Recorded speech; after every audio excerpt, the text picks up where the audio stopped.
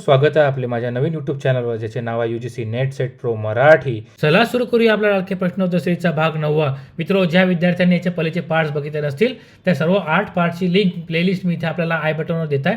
त्यांनी क्लिक करून ते बघायचे आहे नक्की. ते 8 पार्ट पाहिल्यानंतर हा 9वा पार्ट स्टार्ट करायचा आहे, जेणेकरून आपल्याला 9वा पार्ट समजायला सोपी जाईल. ठीक आहे मित्रो, बघूया आपले प्रश्न. तर मित्रो, बघूया आपले प्रश्न. बघा, आपला आजच्या सिरीजचा हा पहिला प्रश्न आहे, म्हणजे 9व्या सिरीजचा हा पहिला प्रश्न आहे. बघा मित्रो, काय आहे तो बघूया. इंटरनेटच्या संदर्भात पुढीलपैकी कुठली जोडी चुकीची आहे ओळखा, असं विचारलेलं आहे. खाली जोड्या दिलेल्या आहेत. .gov सरकारी संकेतस्थळ, .com व्यापारी संकेतस्थळ, .ac हिशोबिक संकेतस्थळ आणि .edu शैक्षणिक संकेतस्थळ.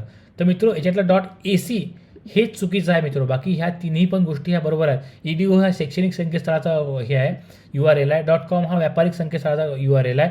.gov हा सरकारी याचा संकेतस्थळाचा URL आहे.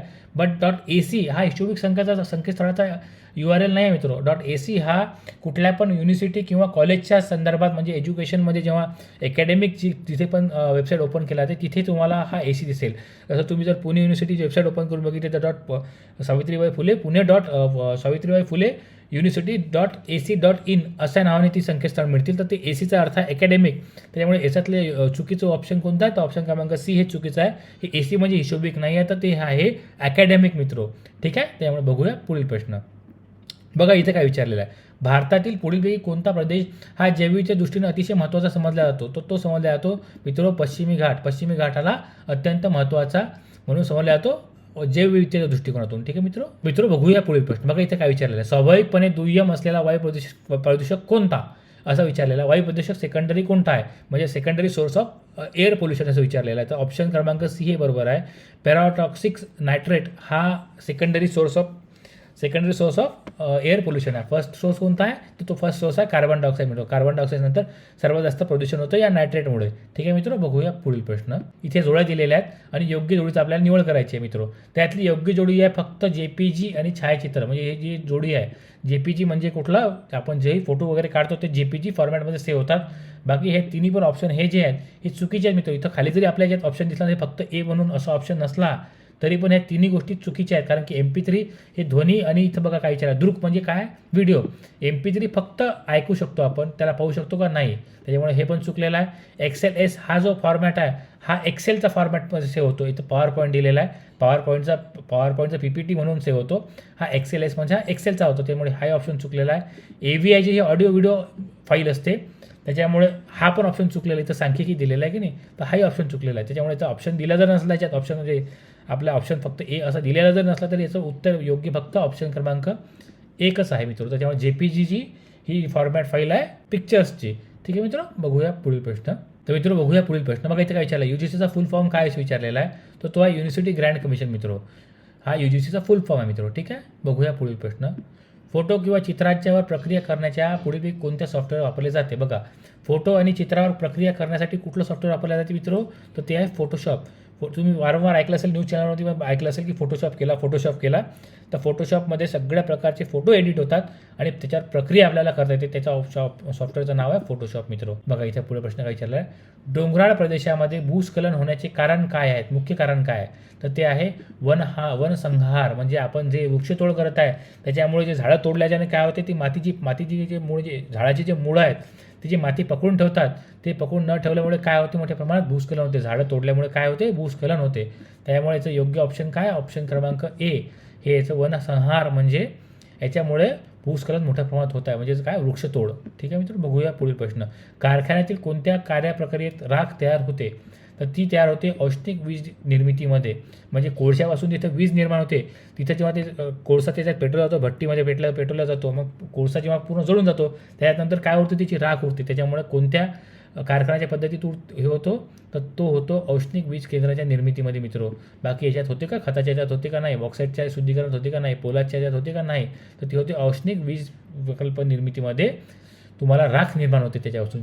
शेवटचा प्रोडक्ट बघा मित्र, इथं क्योटो प्रोटोकॉलवर प्रश्न विचारलेला आहे. क्योटो प्रोटोकॉल हा एक अत्यंत महत्त्वाचा प्रोटोकॉल आहे आपल्यासाठी, अभ्यासक्रमासाठी. कारण की अभ्यासक्रमात वारंवार क्योटो प्रोटोकॉलवरती प्रश्न विचारला जातात.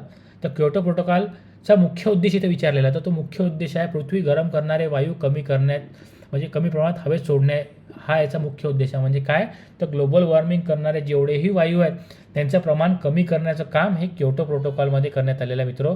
क्योटो प्रोटोकॉलचा मुख्य उद्देश आहे ग्लोबल वॉर्मिंग कमी करणे. म्हणजे काय तर पृथ्वी गरम करणारे वायू कमी करणे हा याचा मुख्य उद्देश आहे मित्र कशाचा क्योटो प्रोटोकॉलचा.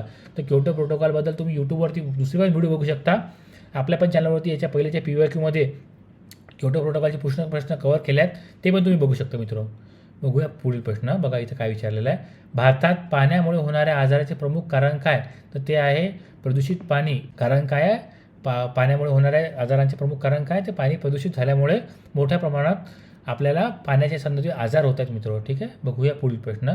पूर्वी कोणत्या संस्था पदवी प्रदान करू शकतो तर ती आहे वैज्ञानिक तथा औद्योगिक अनुसंधान परिषद. ही आपल्याला पदवी प्रदान करू शकतो. विश्वविद्यालय नाही करू शकत, अनुदान आयोग नाही करू शकत, गोखले राज्यशास्त्र आणि हे भारतीय इतिहास अनुसंधान परिषद ही पण नाही करू शकत.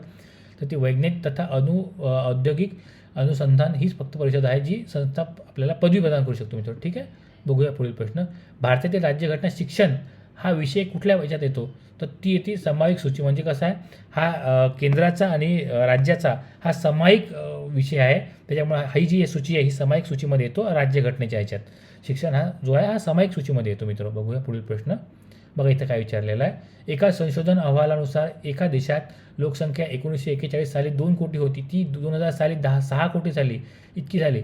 तर त्याचा अभ्यास करण्यास सर्वोत्तम पद्धत कोणती तर ती पद्धत आहे दीर्घकालिक पद्धत मित्र.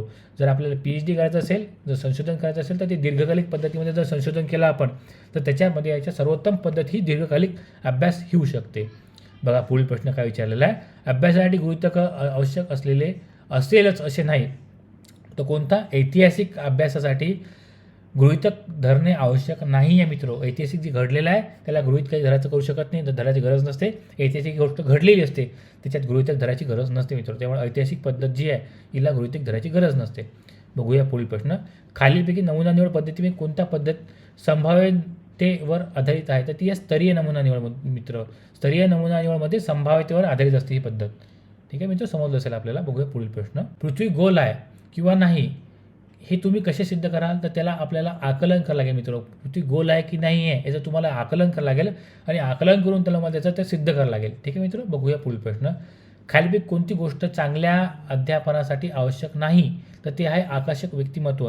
एखाद्या व्यक्तिमत्वाचा एखाद्या जो शिक्षकाचा व्यक्तिमत्व तो समजा दिसायला खराब असला पण त्याची शिकवायची स्टाईल जर चांगली असेल. आता बघा मीच तुम्हाला दिसत नाही आहे माझं व्यक्तिमत्व कसं तुम्हाला दिसत नाही आहे परंतु तुम्ही माझे व्हिडिओ बघता कारण की काय आहे माझं संप्रेषण कौशल्य आहे माझ्यात. मी तुम्हाला चांगल्या पद्धतीने शिकू शकतो. त्याच्यामुळे तुम्हाला माझ्या व्यक्तिमत्वाची काही घेणे देणं आहे का नाही. माझं व्यक्तिमत्व कसं पण असलं तरी तुम्हाला मी शिकवत जर चांगल्या पद्धतीने नसेल तर त्याच्यामुळे महत्त्वाचं काय नाही आहे याच्यातलं आकर्षक व्यक्तिमत्व अतिशय महत्त्वाचं नाही आहे. मी तुम्हाला दिसलो नाही दिसलो पण मी जर शिकवलं चांगल्या पद्धतीने तर तुम्ही मला माझी व्हिडिओ बघाल माझ्याकडून शिकाल. त्यामुळे याच्यातलं योग्य ऑप्शन कुठला आहे ऑप्शन क्रमांक C हा योग्य आहे मित्र. बघूया पुढील प्रश्न. तर मित्र बघूया पुढील प्रश्न.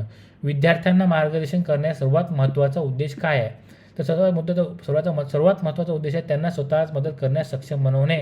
मी तुम्हाला जर मार्गदर्शन करता त्याच्यात काय कारण आहे की तुम्हाला सेटची एक्झाम तुम्ही क्लिअर करा आणि तुम्ही स्वतःचा अभ्यास पुढे जाऊन स्वतः करा. याच्यासाठी मी तुम्हाला मार्गदर्शन करत आहे. तुमचं जर ज्ञान वाढलं तर तुम्ही स्वतःचा मार्गदर्शन स्वतः करू शकाल आणि त्याच्यासाठी मी तुम्हाला सक्षम करत आहे त्याच्यासाठी ते करण्यासाठी मित्र. इथे आपली सिरीजचा हा 9व्या भागाचा प्रश्न संपल्यात मित्र. हा शेवटचा प्रश्न होता. तर मित्र भेटूया पुढील 10व्या आणि शेवटच्या आपल्या भागामध्ये. तोपर्यंत व्हिडिओला लाईक करा सबस्क्राईब करा आणि मित्रापर्यंत शेअर करा. भेटूया पुढील व्हिडिओमध्ये. धन्यवाद.